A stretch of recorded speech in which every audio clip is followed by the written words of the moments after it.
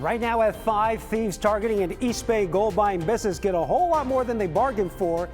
Employees armed with guns of their own. We talked to the owner of a neighboring store about that deadly shootout. Nobody knows when it's going to happen, but it does happen over here a lot. An urgent manhunt for the shooter who killed conservative activist Charlie Kirk.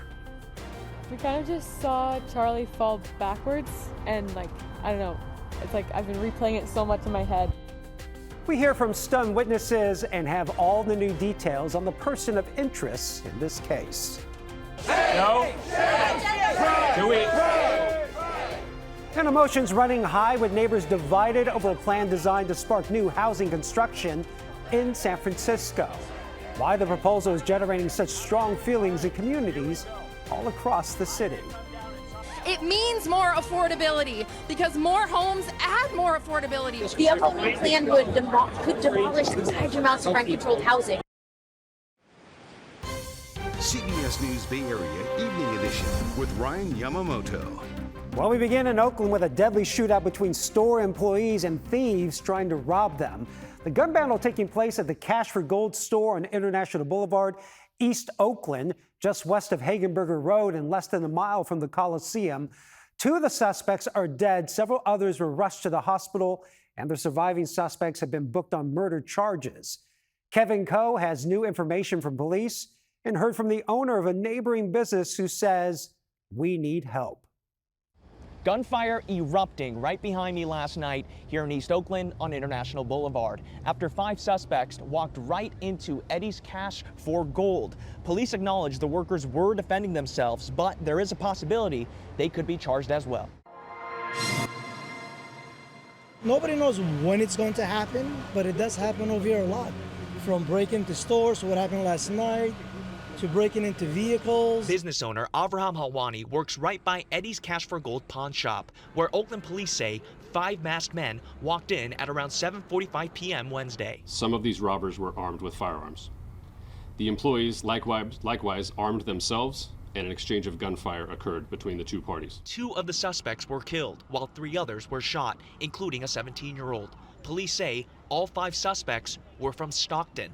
1 of the workers was shot and is expected to be okay. The surviving suspects were booked on suspicion of murder and attempted robbery. Due to the violence and the intent of the robbers in initiating this crime and the subsequent deaths, the suspects have been booked on those charges. It's still unclear who shot who and who opened fire first. The police chief says the employees are not in custody, and it will be up to the district attorney's office to decide if they face any charges. Based on the investigation, they're cooperating with us right now. That's why they have not been charged. But again, the DA is going to look at every bit of this case and determine if any lesser charges will go against the owners or the operators of that business or elevated charges. Whether the workers were authorized to carry weapons will be part of the police investigation. But Chief Mitchell addressed the issue of business owners arming themselves for protection. I don't want anyone to think that we're in a place to where we want our community to become vigilantes. The shooting comes less than a week after 6 people were shot in multiple shootings north of downtown. Despite the recent violence, Chief Mitchell says the overall numbers are still promising for Oakland. It is working. It's going to take time. You're going to have these incidents that we've experienced over the last couple of weeks, but when you look at it collectively over the last 18 months, almost 2 years, you're looking at double-digit reductions in violent crime across the city. But as a business owner, Abraham feels it's not enough and thinks OPD needs more help. We do need the National Guard, some sort of help. I'm not saying they need to be here permanently. We do need extra help. So if the National Guard, the Highway Patrol, whoever has to come down. Mayor Barbara Lee released a statement on the shootout saying, while this tragic event highlights the broader regional challenges we face, it also underscores our commitment to protecting Oakland's residents, workers, and business owners who deserve to be safe and feel safe in their own community. And a closer look at those crime numbers the chief referenced, according to data released by OPD last Sunday, violent crime is down 26% compared to 2024. Robberies are down 40%. And jewelry store owner Milpitas fired his gun to scare off a group of suspects who smashed their way into the store. The store on Landis Avenue is boarded up today with broken glass where a bullet appears to have gone through the window. Police say a group of 10 to 15 suspects rushed into the store yesterday afternoon, tried to steal jewelry. Before they could take anything, though, the owner opened fire, causing the suspects to run away. It's unclear how many shots were fired and if anyone was hurt. Well, the FBI is now offering a $100,000 reward for information leading to the arrest of the person who shot and killed influential right-wing activist Charlie Kirk. Investigators say they have good video of the suspect and have tracked his movements in the time before and after the shooting. Andres Gutierrez is in Orem, Utah, with the latest on the investigation. The FBI is asking for the public's help to identify this person of interest, dressed in a hat, sunglasses, and dark shirt that appears to have the American flag on the front. The suspect blended in well with a college institution. Conservative political activist Charlie Kirk was shot and killed while speaking at Utah Valley University Wednesday. Law enforcement sources tell CBS News there was just one shot, and it appeared to come from the roof of a nearby building. We kind of just saw Charlie fall backwards, and I don't know, it's like I've been replaying it so much in my head that it's kind of like, I hope I haven't messed it up. It's hard to process. Yeah, he just fell backwards and then we ducked and hid behind some stairs. Still sitting inside a campus building, water bottles, notebooks, and laptops. Outside, the FBI continues to process the scene. Investigators have also collected footwear impression, a palm print, and forearm imprints. Police say they found what they believe to be the murder weapon in a wooded area, a high-powered bolt-action rifle. After the shooting, we were able to track his movements as he moved to the other side of the building, jumped off of the building, and fled off of the campus and into a neighborhood. CBS News has learned Kirk's body will be flown on Air Force Two to his hometown in Arizona. The Utah Valley University campus remains closed until Monday to give investigators room to work. The FBI says it has received more than 130 tips so far. Kirk was 31 years old. He leaves behind a wife and 2 children. Live look now at the Cotulla overpass in Lafayette, where a group of people has begun to gather, at least one person with a flag, to put up several American flags in remembrance of Charlie Kirk. It was organized by the MAGA Patriots of Contra Costa. We spoke to some of the people who had gathered. He was a great patriot, and it's so sad to see what happened to him. I know the nation is definitely in mourning. A lot of people don't feel that way, but I think a good majority of America does.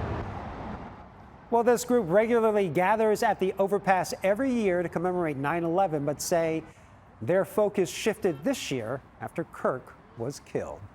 Well, the nation is marking 24 years since the deadly September 11th terror attacks that killed nearly 3,000 people when hijackers crashed planes into the World Trade Center, the Pentagon, and a field in Pennsylvania. Here in the Bay Area, fire crews remember the efforts of first responders that day. Contra Costa Fire held its annual Fallen Firefighters and 9/11 memorial service in Clayton. Local leaders call for residents to remember how the tragic event brought the nation closer together. We all came out together as a community, as community members throughout the nation. There was no Republican or Democrat or anything. We were here as Americans to unite together, to grieve together, to help support each other. And I hope we can continue doing that in the future. Well, this morning, San Francisco Fire Department commemorated the efforts of firefighters and other first responders who sprang into action on 9/11. Every year, they read the names aloud of each of the 343 firefighters and 8 EMS providers from the New York's Fire Department. Mayor Daniel Lurie joined the commemoration and spoke about being in Manhattan that day 24 years ago. I will never forget that as we, my colleagues and I, and just about all of Lower Manhattan, walked north to get away, all of you, your brothers, your sisters, were running towards those buildings. I will never forget that. In the South Bay, volunteers remember 9/11 by joining a National Day of Service. More than 600 volunteers began packing nearly 200,000 meals and the Santa Clara Fairgrounds to be donated to Second Harvest of Silicon Valley. Mayor Matt Mahan rolled up his sleeves to join them. There is just a lot of energy in this room as hundreds of people from our community turn the grief of 9/11 into the joy of service. People are, as you can tell, listening to music, dancing, giving each other hugs. This is the second year of the San Jose Meal Pack for 9/11 Day nationwide. The program assembles more than 9 million meals for Americans dealing with food insecurity. In San Francisco, a key vote happening today on a plan that could reshape housing in the city. The mayor, though, met with a hostile crowd when he tried to talk about it.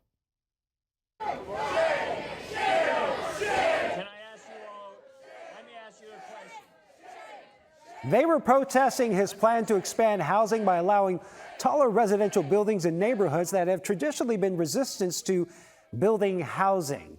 Lauren Toms has more on the debate.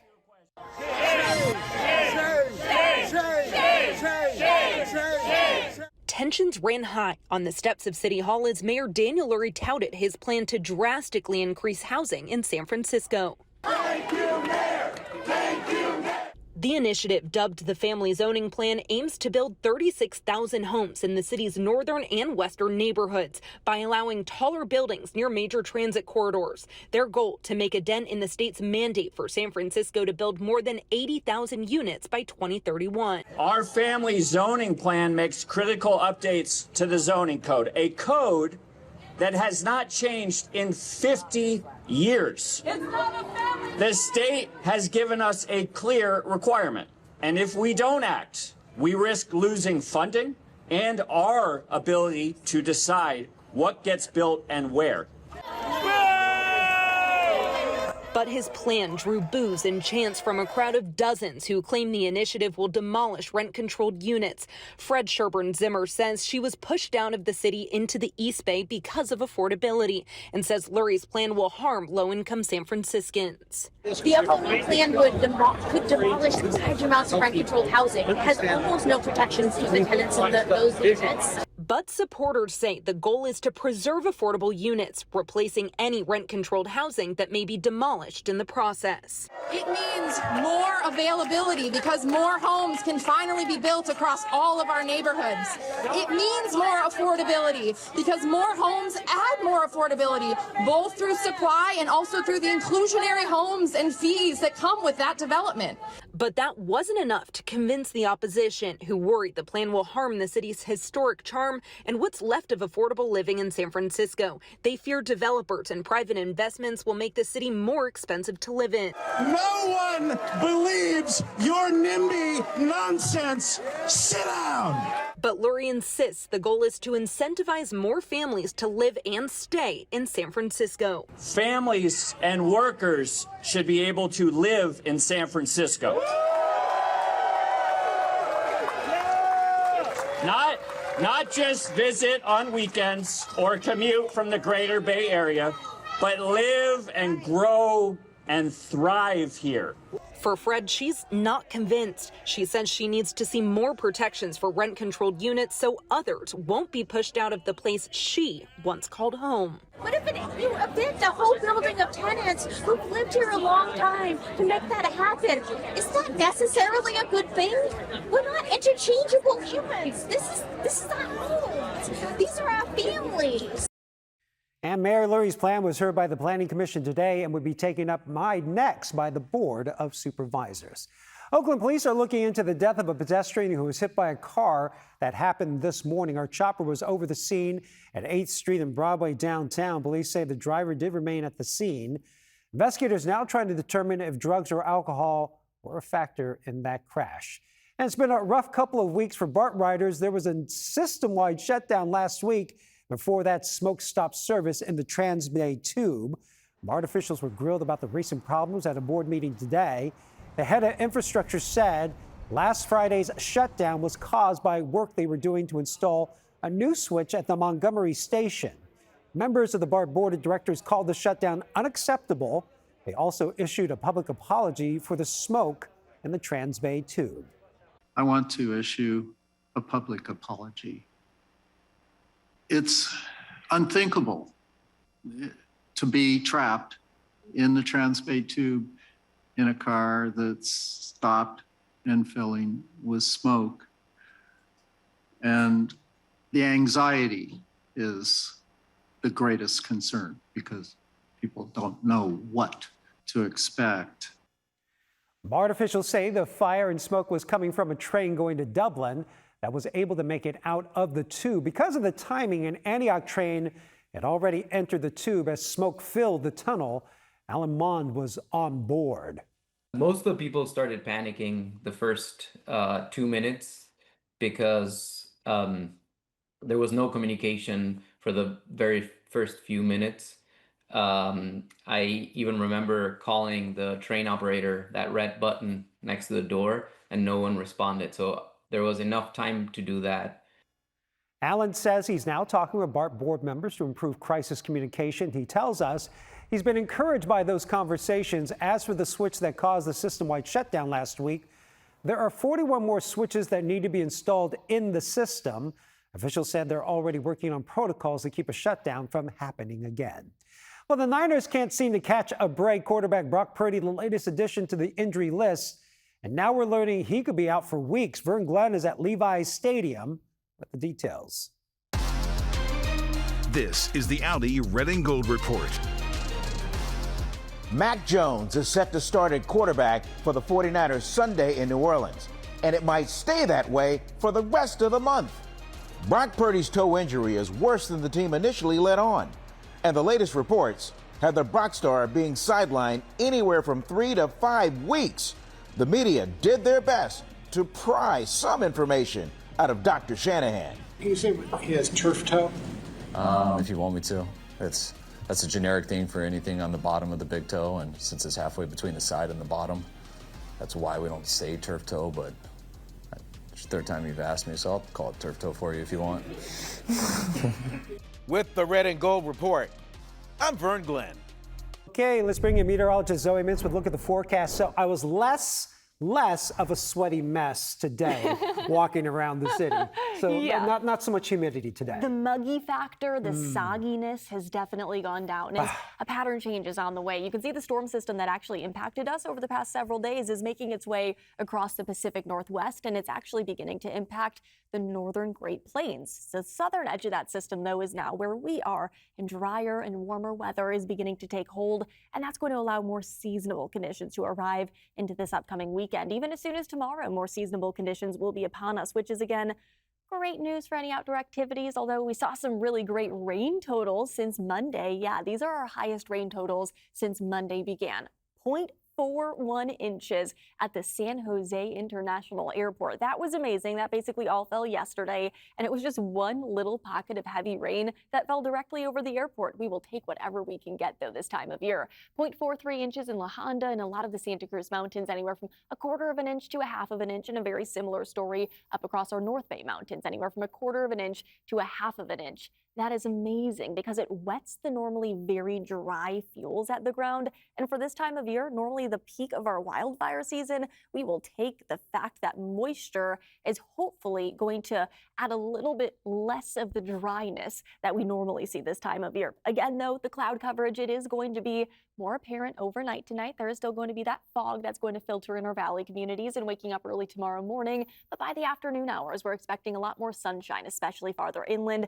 Those foggier conditions are going to stick around along the coast. So don't expect too much sunshine along the coast, keeping your high temperature sitting in the upper 60s. But by as soon as tomorrow, you'll notice those microclimates in much more full force, getting back into the upper 80s across our inland East Bay community. So if the upper 60s have been a little bit too chilly for you, by tomorrow you'll already begin to feel those more warm temperatures, and it's going to stay this way throughout the next several days before an even bigger heat up heads our way by the time that we step out into early next week. So tomorrow into Saturday, kind of a rinse and repeat. There actually might be some stronger winds by Saturday, and that might keep your temperature Saturday afternoon a couple of degrees cooler across our inland East Bay communities, but still sitting in the mid to upper 80s across most of the area, if not upper 70s. Again, we are expecting that heat to really build over the Bay Area by as soon as early next week. These temperatures are going to be extreme, and you notice these colors that are in brighter pinks. These signify those triple-digit high temperatures that are going to be building across the desert Southwest